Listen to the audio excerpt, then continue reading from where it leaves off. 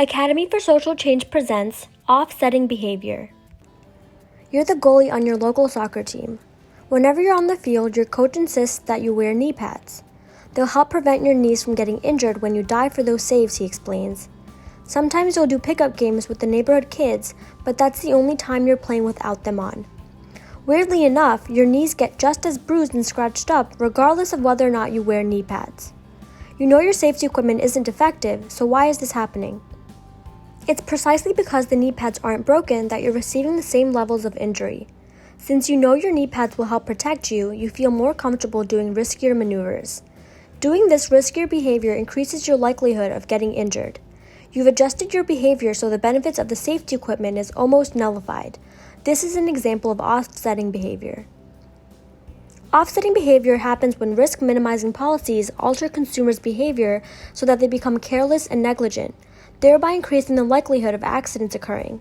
In other words, offsetting behavior is when a consumer engages in riskier behavior in response to safety policies. Therefore, these policies have a much smaller positive effect than one would expect. Offsetting behavior occurs because the procedure or policy minimizes the risk or cost of an originally unappealing option, which ends up making that option more appealing in the process. For example, say that Zoom, a car company, has created a new car model with a built-in safe driver feature. This new feature causes the car to stop if its built-in sensors detect something over 6 inches either in front of or behind the car.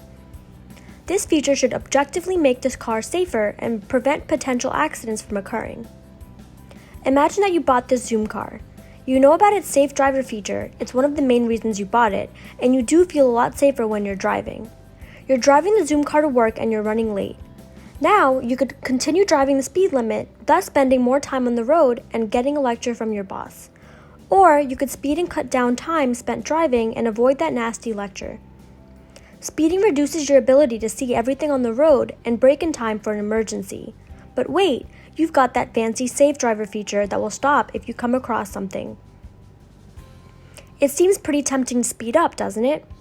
However, the built-in sensors aren't perfect. Neither can they detect anything on the sides of the car, nor can they detect anything under 6 inches tall. Furthermore, sometimes the braking system might just fail.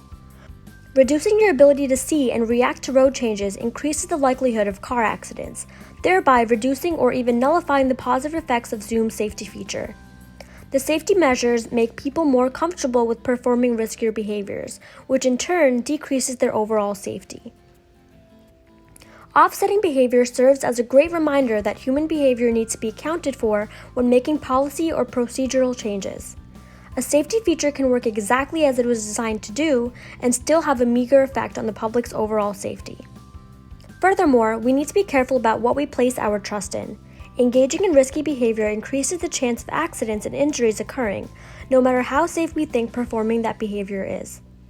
Risk never completely disappears. Regardless of our interests, we need to be aware of offsetting behavior so that we can minimize its influence. Otherwise, we might find ourselves expecting a safety net when there is none.